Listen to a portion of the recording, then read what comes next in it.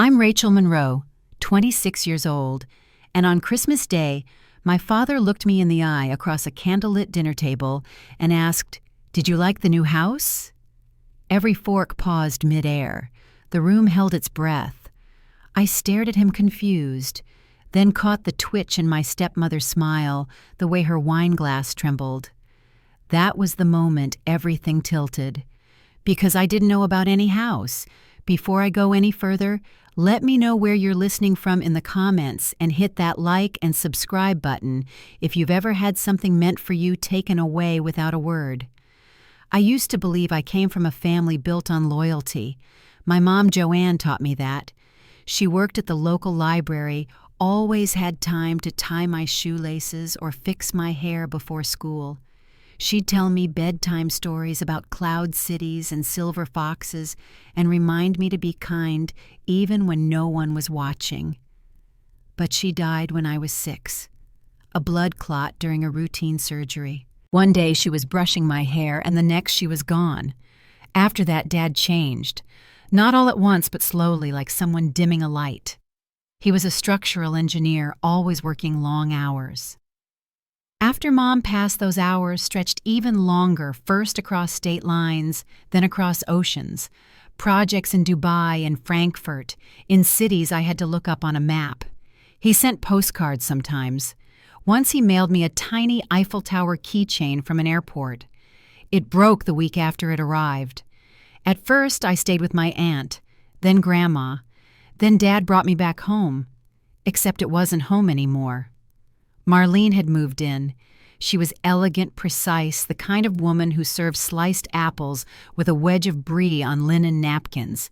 And she brought her son with her, Jacob. A year older than me, already charming and polite in a way that made adults beam. They got the big room, the soft carpet, the family photos on the mantel. I got the guest room still smelled faintly of mothballs. Jacob got new clothes, private lessons, spring break trips. I got hand-me-downs and polite reminders to be grateful. He's got college interviews, she'd say, when I asked for help with my art portfolio. Let him have the space to focus. Dad was still kind when he was home. He'd pat my head, ask if I was keeping up with school, call me champ. But he never stayed long. A few weeks here, a month at most. Then he'd pack his suitcase, kiss Marlene's cheek, and vanish through another airport terminal. No one hit me. No one yelled. But there were recitals with empty seats, birthday cakes with no candles, times I sat alone in my room listening to Marlene's book club laugh in the living room while I did dishes in the kitchen. It wasn't cruelty, it was absence. When I got into a local art program, Marlene said, "That's sweet. A creative hobby keeps girls out of trouble." When Jacob got accepted to Boston University, she hosted a catered party with white string lights and a chocolate fountain. I stood by the sliding glass door handing out napkins. I kept my head down, took classes, worked weekends at a frame shop downtown, saved what I could, drew at night when the house was quiet, and I told myself maybe one day things would shift. Maybe Dad would see. 3 months before Christmas, I saw the photo online. Marlene and Jacob standing in front of a 2-story home with blue shutters and a red door. The caption read, "New beginnings for my boy." I didn't ask. I never did. But something inside me sank. And then Christmas came. The table was set like something out of a magazine-polished silverware gold-rimmed plates, even those little holiday crackers no one really uses. Dad was home freshly shaved, glowing like the holiday lights behind him. And that's when he turned to me with a smile and asked, "Did you like the new house?"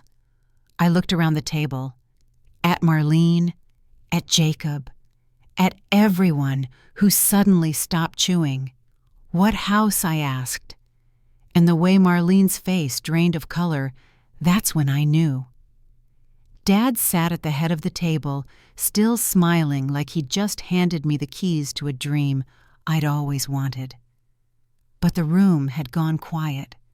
I looked from him to Marlene, and that's when I saw it, the way her hand hovered just above her wine glass, fingers tight, her eyes darting toward Jacob. and then away. He looked down at his plate. No one said a word. I asked again, slower this time. "What house?" Dad looked confused. "The one on Willow Lane," he said. "I had it transferred into your name a few months ago. You didn't see it. Marlene was going to give you the keys on your birthday. I didn't say anything right away. I didn't have to." Marlene's face said everything. Her jaw clenched, and she gave this small laugh that didn't land right. "It was too far from campus," she said quickly, "and you seemed so settled here. Jacob needed a space closer to the city. It just made sense." I didn't look at Jacob. I kept my eyes on her. Dad leaned forward. "What do you mean it made sense? That house was a gift. I told you Callie's name was on the deed." She started to answer, but he cut her off. "You said you'd give it to her on her birthday. That was the plan." There was a beat of silence, heavy like something had dropped between them. "I didn't think she needed it," Marlene said, her voice smaller than I'd ever heard it. "She's still taking classes at the community college, still working part-time. She didn't have a long-term plan. Jacob's about to graduate. He needed a place to live." Dad turned to me. "You didn't get anything?" "Not even a key." I shook my head. No key, no letter, nothing. It felt like the whole table exhaled at once. Forks were down plates untouched. I didn't know what to do with my hands, so I folded them in my lap. Across from me, Marlene looked like someone who had just realized the walls were thinner than she thought. "I told you I'd take care of it," she said to Dad, not looking at me. "You were gone, Richard. Someone had to make a decision." He nodded slowly, then sat back, hands on the arms of his chair. "So you made it for yourself." That was the moment something shifted. The lights didn't dim. No one raised their voice. But the air changed. I could feel it in my chest. I reached down and slid the folder I'd brought out from under my chair. I had printed the documents from Dad's study the night before. I hadn't planned to show them, not unless I had to. But now I did. I placed the folder on the table and opened it. I read the emails. I said calm and steady. "The deed has my name on it. The house was supposed to be mine." Jacob sat still, eyes locked on a spot somewhere in the tablecloth.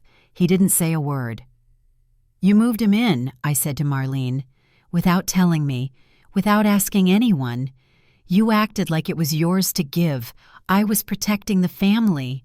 She said, her voice cracking just slightly. "It would have been a mistake. She isn't ready." "You don't get to decide that," Dad said sharply. "That wasn't your choice to make." She stood up slowly, like she needed to move. "You're letting her tear this family apart over a house." "No," I said, still seated. "You did that when you handed it to Jacob like it was some extra set of towels." Dad didn't speak. He just looked at me, then at the papers, and for the first time in years he looked like he was really seeing something, not an idea of me. Me. I turned toward Jacob. "Did you know," I asked, "that it was never supposed to be yours?" He blinked. "I didn't know for sure," he said. "Marlene said it was available. She said you weren't interested. She told you that I asked." He didn't answer, but his silence was its own kind of admission. "I'm not angry with you," I said, "but you knew something wasn't right." The room was still. My cousins, aunts, uncles, they sat frozen, watching like they were afraid to move. No one offered a defense. No one reached for the mashed potatoes. It was just quiet, except for the soft hum of a Christmas song coming from the living room speakers, still playing like nothing had happened. "I've lived in this house since I was 9, I said, turning back to Dad. "It's never felt like mine. And that house, the one you gave me, that was the first time anyone gave me something that didn't come with strings." He opened his mouth, but nothing came out. I looked down at the folder, then back at him. "I talked to a lawyer. The deed is legally binding. If Jacob's not out by the end of the month, I'll file for eviction." Jacob stood up, chair scraping against the floor. "Are you serious? "I'm done pretending I don't exist," I said. Marlene looked stunned, like she hadn't imagined it would go this far. "Richard," she said softly, "we can work this out." "No," he said. "This isn't something we'll sweep under the rug. Not this time." I didn't say anything else. I picked up my coat from the back of the chair and walked out the front door. The air was sharp colder than I expected, and the sky had that gray, heavy look like snow was coming. I stood on the porch for a while, just breathing, just trying to make sense of what had just happened. Dad followed me out a few minutes later. He didn't say anything right away. We sat on the steps side by side, our breaths turning to fog in the cold. I didn't know what I wanted from him. I wasn't sure he knew either. "I thought I was giving you something that would matter," he said eventually, "something that would prove I hadn't forgotten." I nodded, not looking at him. "You did." "But she gave it away." "I should have seen it," he said. "I should have been home." I didn't respond, not because I didn't believe him, but because that's where we had to start, with what wasn't said, with what had been missed. He reached into his coat pocket and held out a small wrapped box. "I was going to give this to you after dinner," he said. I took it, unwrapped it slowly. Inside was a key. Not to the house, to a small red lockbox. I filled it with letters, he said, the ones I never sent. I didn't say anything. I just held it in my hands, the weight of it heavier than it looked. Back inside, the table was still full of food, but no one was eating. I knew I wouldn't be going back in. Not tonight. The snow started falling a little while later, light at first, then steadier. It covered the steps, the walkway, the street, and I stayed there holding that little box like it meant something I didn't have words for yet. After the snow had covered the steps and the street lights glowed soft through the wind, Dad stood up first. He didn't say much, just squeezed my shoulder gently before heading back inside. I sat there a little longer holding the small lockbox with both hands. It wasn't heavy, not really, but I could feel the weight of all the years it held. That night, I didn't sleep. I lay on my bed watching the shadows shift across the ceiling. Down the hall, the house was quiet, too quiet for a place that had just come apart. Marlene's voice never rose, but the silence that followed dinner was sharper than any argument.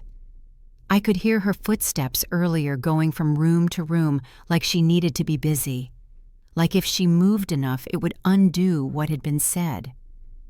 I waited until the sun started to rise. Then I went back to the study. I opened the drawer where the papers had been, even though I'd already taken copies. I just needed to look again, to see my name printed on the deed, the address, the date. Everything was still there. When I closed the folder, I didn't feel relief, just quiet, like standing in a room with no furniture and no windows. Not sad, not angry, just empty. I got up, went back to my room, and sat at the edge of the bed. The house was still asleep, but I could hear the heat kick on the pipes, groaning a little. Outside, the snow was beginning to melt where the sun touched the sidewalk. I glanced around my room, small, with walls that hadn't changed in years. The same dent in the door frame from when I moved in at 9. The same pale blue paint Marlene picked out when she and Jacob arrived. It was clean quiet and never felt like mine. I'd hung my drawings here and there over the years, but most stayed in a box beneath my bed. Once when I was 16, I asked if I could hang a watercolor in the hallway. It was a rainy city street, soft colors, subtle reflections in the pavement. Marlene smiled and said, "Maybe in your room, Callie." So that's where it went, and where the rest stayed. I'd stopped asking after that. The hallway filled with photos of Jacob, football games, school dances, graduation. Nothing of me. Not even the framed class picture from middle school that Dad once mailed from overseas. I found it in a drawer years later, still in the envelope. I remembered how holidays used to feel when I was younger, back before everything changed, when Mom would play music in the kitchen and I'd help frost cookies standing on a stool too tall for me. After she passed, the holidays got quieter. Then Marlene made them shine again, but never for me. She baked, she decorated, she organized gift exchanges with her friends. And I watched from the edge, thanked her, when she handed me a wrapped scarf or a gift card, and smiled like I was part of it. But the truth was, I had lived in that house like a long-term guest. I kept my things tidy. I stayed out of the way. I didn't raise my voice. I went to school. I worked part-time. I showed up and I disappeared just as easily. There was one night in high school I remember Jacob had come home with his acceptance letter. Marlene opened a bottle of champagne. She lit candles, ordered food from his favorite Thai place. She called her sisters. They all clapped and laughed on speakerphone. When I got into the art program at the community college, I brought the letter into the kitchen. She was sorting mail. She said, "That's sweet. It's good to have a hobby." Then she slid the envelope back toward me and asked if I'd taken the trash out. I had learned by then how to tuck moments away, not forget them, just fold them up small so they didn't take up too much space. The next few days after Christmas were quiet. Dad stayed around the house more than usual. He checked on the car, cleaned out the shed. He didn't say much, and neither did I. Jacob was gone most of the time. I didn't ask where. And Marlene moved, like she was still hosting, still keeping things together with fresh flowers and soft background music. But something had shifted. It wasn't dramatic. There were no fights, just fewer words. I went back to work after the holiday break. The art supply store was slow, mostly regulars buying canvas or watercolor pads. I liked the routine, filling the pencil bins, arranging the paint tubes by color wrapping frames in brown paper. It felt like something I could control, something simple. After one shift, I stopped by the neighborhood where the house was. Willow Lane was quiet, clean-lined with small trees and driveways cleared of snow. I didn't park in front of it. I pulled up across the street and just sat there. The house had white siding, navy shutters, a front porch with a swing. There was a wreath on the door. The lawn was bare, winter soft, but neat. The mailbox said, Jacob Monroe. I didn't get out of the car. I just watched. The porch light was on. The curtains in the front window were drawn. I could see the glow of a television through the slats. Then Jacob stepped out to take the trash to the curb. He wore a sweatshirt and jeans. He didn't look around. He didn't see me. He just moved like someone who belonged there. I stayed for a few more minutes, then drove off. That night, back in my room, I pulled the red lockbox from the top shelf of my closet. I opened it slowly. Inside were letters folded neatly. Some typed, some handwritten, a few postcards. All from Dad, most undated. Some had never been sealed. One said, I saw your sketch in the background of a photo Marlene sent. I think it was yours. I wish I'd asked about it sooner. Another just said, you're on my mind more than you know. I sat with those letters for a while, not reading all of them, just letting them sit open on my lap. Then I closed the box and placed it on my desk. The next morning I called the lawyer again. I asked for clarification. The deed was still valid. My name was on it. The transfer had gone through. If I wanted to take formal possession, I could. I didn't say yes right away, but I didn't say no either. That night, I slept with the folder beside my bed. The house wasn't just a gift. It was a chance to stop disappearing. I called in sick that Friday. I didn't have a fever or anything like that. I just needed a day where I didn't have to ring up watercolor sets or answer questions about canvas sizes. I needed quiet. I needed time to think. I sat at the kitchen table with a cup of tea, the folder open in front of me.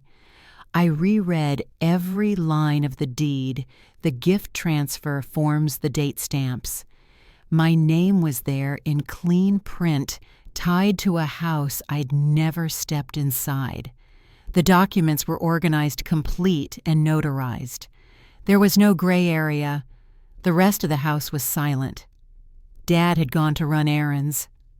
Marlene stayed in the bedroom. I could hear the faint sound of a podcast playing through the wall. She hadn't spoken much to me since Christmas. A few clipped phrases, but no apology, no acknowledgement. Around noon, I drove back to Willow Lane. I didn't stop across the street this time. I pulled into the driveway and shut off the engine. The porch was empty. The blinds were half closed. I sat there for a minute, keys in my lap, staring at the red door. Then I got out. The steps creaked a little under my boots. I rang the doorbell and waited. No answer. I knocked. Still nothing.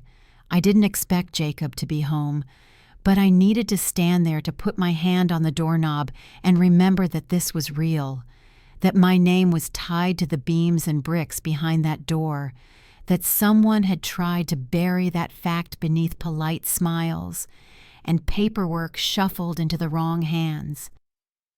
I walked around the side of the house. The backyard was simple. A narrow strip of grass, a low wooden fence, a patio with a small table and 2 chairs. The snow had melted in patches. A garden bed empty for winter lined the back wall. I stood there a while, arms crossed, letting the cold air settle around me. No one came out. No one noticed me. But for the first time, the house didn't feel out of reach. That night, I didn't bring it up at dinner. We ate in near silence. Dad asked how my shift had gone, forgetting I hadn't gone in. Marlene cleared her plate early and went upstairs. Jacob still hadn't come home. Afterward, Dad found me in the living room, flipping through a notebook I kept on the coffee table. It was full of sketches, nothing big, just quick lines, ideas, color tests. He sat down slowly. "I called the lawyer," he said. "Just wanted to be sure. They confirmed everything." I nodded, not looking up. "He's moving out. I told him to be gone by the end of next week." I closed the notebook. "Okay." He said he didn't realize I know what he said. Dad leaned forward, elbows on his knees. "You don't have to prove anything, Callie. You don't need to defend why you deserve that house. I'm not defending anything I said. I'm just ready to have something that's mine." He nodded once, then stood up, gave my shoulder a quick pat, and left the room. I waited until the house was quiet again, then pulled the red lockbox from my bag. I opened it, spread a few letters across the floor, and read them one at a time. Some were short, a few were smudged where the ink had run. A couple were never finished. One was just a line, "I missed your 13th birthday." I thought about it all day. I didn't cry. I just read. By the end of the week, Jacob still hadn't returned to the Willow Lane house. His car wasn't in the driveway. The lights stayed off. I asked Dad if he'd heard anything. He sent a text, he said he cleared his stuff out, left the keys on the counter. It was quiet for a minute, then he added, "You can move in whenever you're ready." I nodded. Saturday morning, I packed a few boxes. Clothes, books, art supplies, my grandmother's teapot. I wrapped the lockbox in a scarf and set it on the passenger seat. When I arrived at the house, the porch was clean. The front door was locked. I used the spare key Dad gave me. The air inside was cold. The rooms were empty. No couch, no photos, no dishes in the sink, just space. I walked from room to room, flicking on lights, listening to the way my footsteps echoed against the floor. I paused in the living room and opened the curtains. Sunlight poured in across the wood floor, warm and even. I didn't unpack everything right away. I placed the lockbox on the fireplace mantel. I left the windows open for a few hours. I walked barefoot down the hallway and imagined where I'd hang my paintings. There was no ceremony, no welcome mat, no one waiting with a pie or a balloon. Just me standing still in a house that had once been hidden and was now fully mine. That night I slept on a borrowed mattress with a blanket pulled tight around me. The heater kicked on twice. I kept the bedroom door open and listened to the quiet. No footsteps above, no voices in the hallway. Just wind outside and the creak of settling beams. I woke up early, made coffee in a travel mug, and stood on the porch watching the neighborhood come alive, dogs being walked, car engines, starting someone jogging past with earbuds in. Inside, I sat on the floor with my sketchbook and drew the morning light hitting the wall. There was still a lot to do. The walls needed paint. The kitchen faucet dripped. The bedroom closet needed a rod installed. But none of that bothered me. For the first time, I wasn't waiting for permission to start something. I spent the first few days cleaning, the kind of cleaning that isn't about dirt, but about claiming a place. I scrubbed out the cabinets, lined them with paper, wiped the baseboards, vacuumed under where a couch must have been. The water from the tap ran rusty for a second, then clear. I didn't rush to unpack. I kept things simple. A mattress on the floor, one lamp, a kettle, and a folding table that doubled as a desk. On the fourth day, I brought over the painting. It was the watercolor I'd asked to hang in the hallway back at Marlene's house, the one with the rainy street and a single glowing window. I found it still wrapped in butcher paper under my bed when I packed. It hadn't aged. The colors were still soft, the details quiet. I'd always liked that it didn't shout. It just waited. I hung it right by the front door. It was the first thing anyone would see walking in. I didn't measure or level it with tape. I just held it up until it looked right and drove the nail into the wall. When I stepped back, I didn't think about whether anyone would like it. I didn't need to. That same week, I stopped by the framing shop on my day off. The owner, Mr. Whitaker, asked how the move had gone. He'd heard I'd gotten a place. Still smells like paint and cold floors, I told him. He smiled and handed me a roll of canvas scraps from the back. For whatever walls are calling you next. I thanked him and added it to the supplies I kept in the trunk of my car. On Sunday, Dad showed up. He brought a box of tools and a sack of oranges from the produce stand on Route 6. He didn't say much when he walked in, just looked around like he was trying to picture how it would feel once it was filled. We started with the leaky faucet in the kitchen. He turned the water off under the sink while I held the flashlight. It wasn't a long job, just stiff joints and old washers. When he was done, he wiped his hands and said, "Should hold." I offered coffee and we sat at the table mugs between us, the air still smelling faintly of vinegar and wood. He pointed to the painting by the door. "That one always was yours." I nodded. "It still is." He didn't stay long. Just long enough to help tighten the curtain rods and show me how to fix the squeaky hinge on the screen door. Before he left, he paused by the mantel where the red lockbox sat. "You opened it." Every letter I said. He gave a small nod. "I should have sent them." "You wrote them," I said. "That's something." After he left, I spent the evening painting. Nothing finished. Just shapes and color, the kind of sketches you make without thinking too hard. I used the folding table, covered it in newsprint. The kitchen was still bare, no dishes or chairs, but the light came in steady from the back window, and that was enough. Later that night, I stood in the doorway of the spare bedroom and stared at the blank wall. I taped up a few drawings there, ones I hadn't looked at in years. I didn't worry if they matched. I didn't need a second opinion. On Monday, I applied for a design grant. It wasn't something I'd planned. I found the flyer at the shop wedged between posters for gallery nights and beginner classes.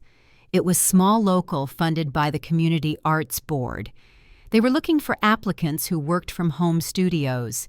I filled out the form after dinner, attached a few photos of my sketches, typed out a short paragraph about my work, and hit submit before I could second-guess anything.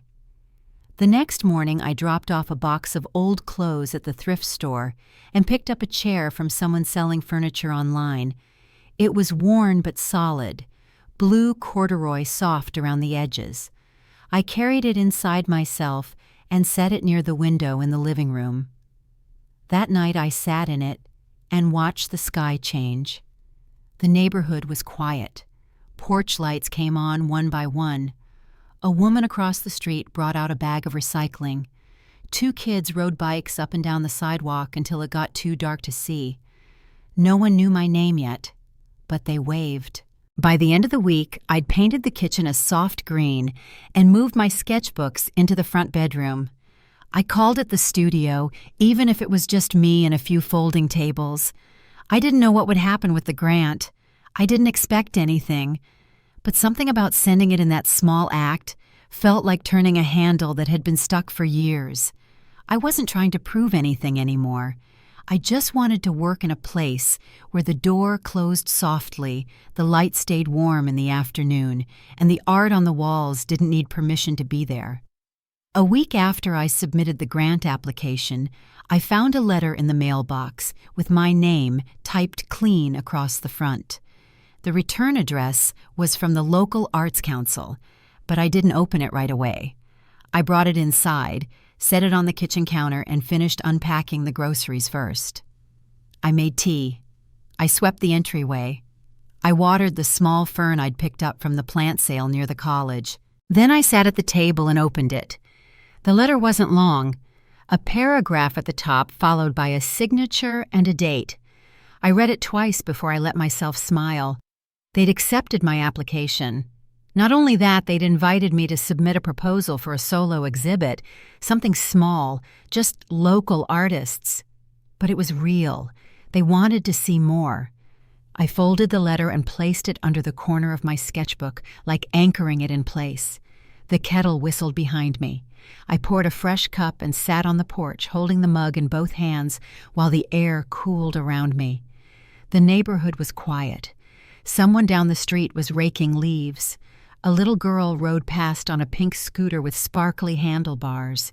It all felt ordinary in the best way. That night I went through my old sketchbooks. Not everything was good. Some pages were smudged or rushed, but there were enough pieces I still liked. I tore out 5 of them, laid them across the floor in the studio, and started thinking about what I wanted the exhibit to say. I called Dad the next morning, told him about the letter. He didn't say much at first, just paused, then said, "That's great, Callie. I mean it."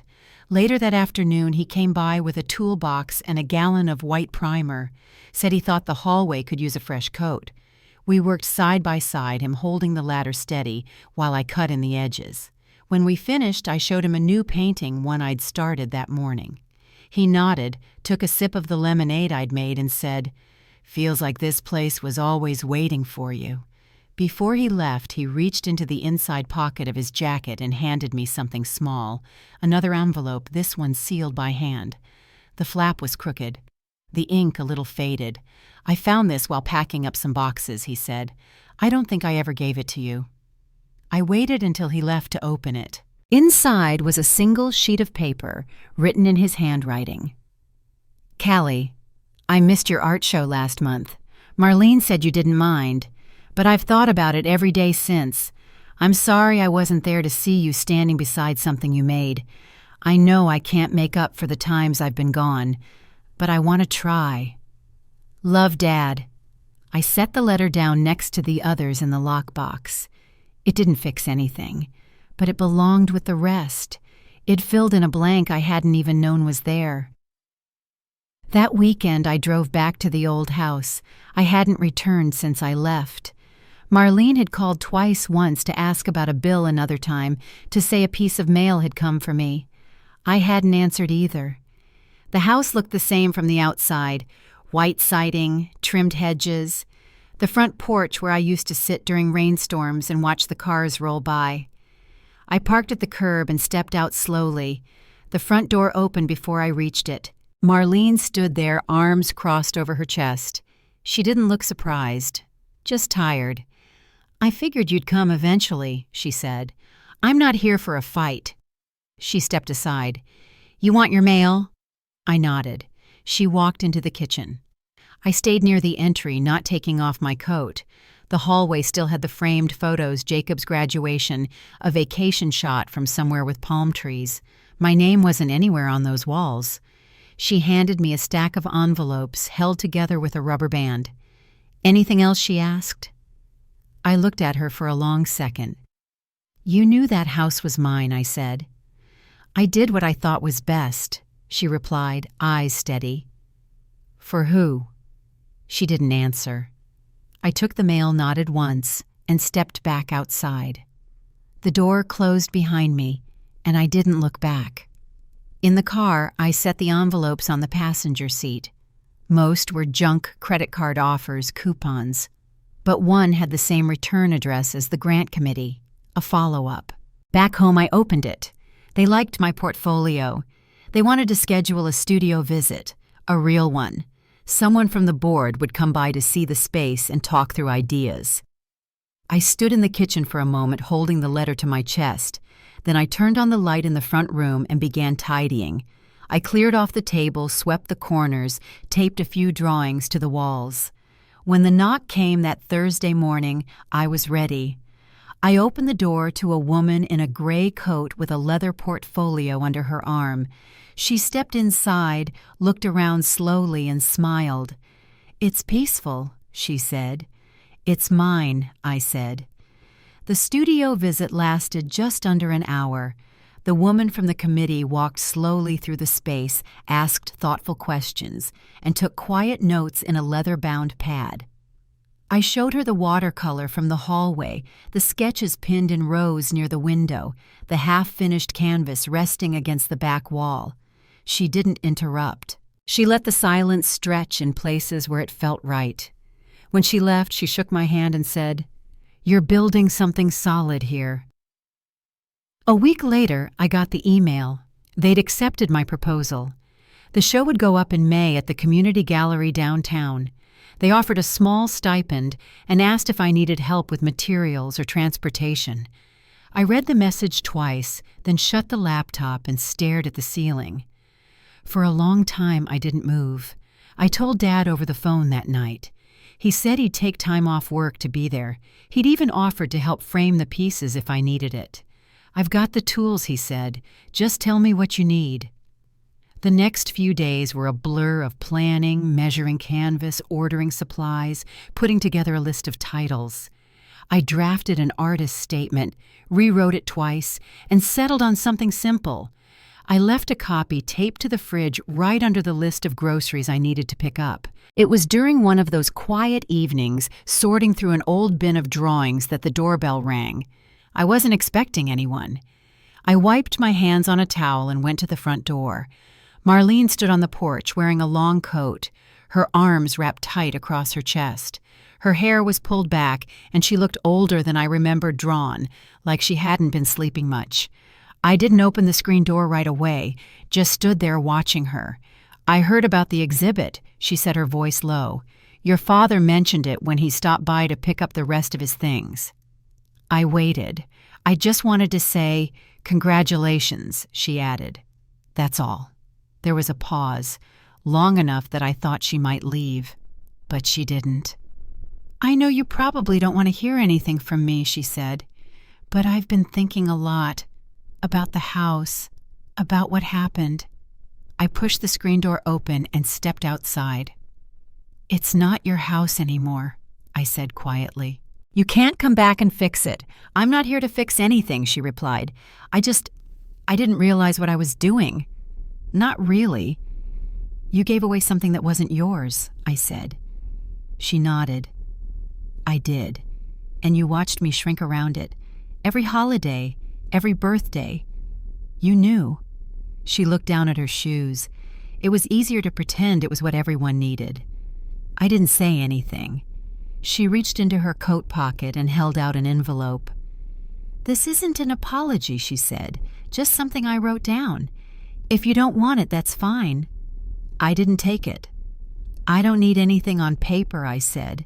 "This place isn't built on what you say now." She nodded again, slower this time. "I just wanted you to know," she said.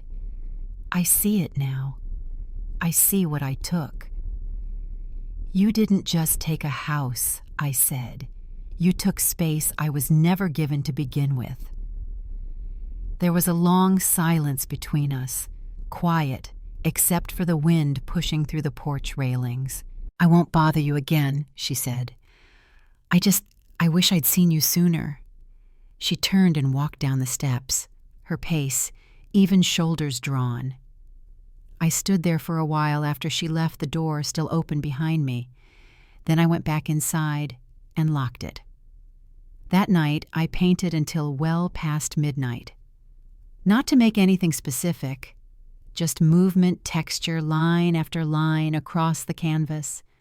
The house was quiet, except for the brush scratching softly and the low hum of the heater kicking on every so often. By morning, the piece wasn't finished, but it felt closer to something real. Later that week, Dad stopped by with a new frame he'd built. It was simple pine sanded smooth corners tight. He held it up to the painting in the hallway, the watercolor I'd hung near the door, and asked if I wanted to switch it out. "No," I said, "that one stays where it is." He smiled, then leaned the new frame against the wall and helped me measure out where to hang a second. "You doing okay?" he asked as we stepped back to check the alignment. "Yeah," I said. "I am." He didn't ask about Marlene. He didn't need to. Before he left, he handed me a small box wrapped in brown paper. "It's for your show," he said. "Just something I had lying around." Inside was a wooden sign hand-painted. Callie Monroe, local artist.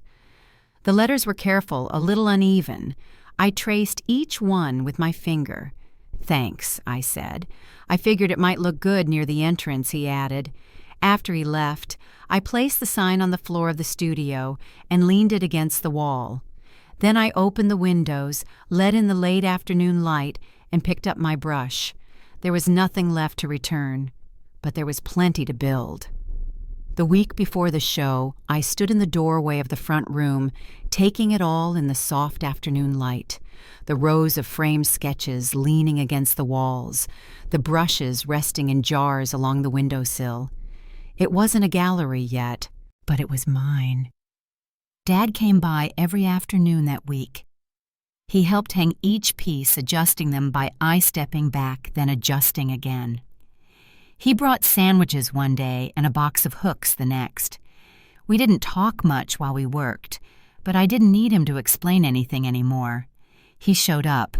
That was enough. The night before the opening, I sat on the porch with a cup of tea and watched the neighborhood quiet down. Someone across the street was stringing up patio lights. A dog barked 3 houses over. The air was still just a little cool, the way early spring can't quite let go of winter. I thought about the day Dad asked me, "Did you like the new house?" How that one sentence unraveled everything, and how in the time since I had pieced something new together, not just a home, but a life I didn't have to ask permission to live in. The day of the show, I walked into the gallery with a box of folded brochures and the hand-painted sign Dad had given me. The walls were freshly painted. My name was printed on the front window in clean white letters. Callie Monroe, local artist. People trickled in slowly, at first friends from the shop, a few neighbors, my former professor, even the woman from the grant committee. Dad stood near the back, hands in his pockets, watching quietly. No one asked about Marlene. She wasn't there. Someone asked where the art was made. I told them at home. And when they asked where home was, I didn't hesitate. "Willow Lane," I said. Later that evening, when the gallery emptied out and the lights dimmed low, I stayed behind to gather the leftover brochures and straighten a few frames. Dad came over carrying 2 cups of coffee from the cafe next door. We sat in silence for a while, then he said, "Your mom would have loved this." I nodded and looked around the room one last time. After he left, I walked back to the house with the porch light still on and the front door waiting. Inside, everything was just as I left it, quiet, warm, lived in. I kicked off my shoes, turned on the lamp in the hallway, and paused in front of the watercolor painting I'd hung by the door, the one Marlene once told me to keep in my room. I stood there for a moment, then reached out and straightened the frame. This home was never about furniture or deed papers. It was about space. Space to be seen, to be still, to be real. And now I had that Not because it was handed to me, but because I stood up and claimed it. It took me years to realize that silence isn't the same as peace, and shrinking to keep the peace doesn't keep you safe, it just keeps you small.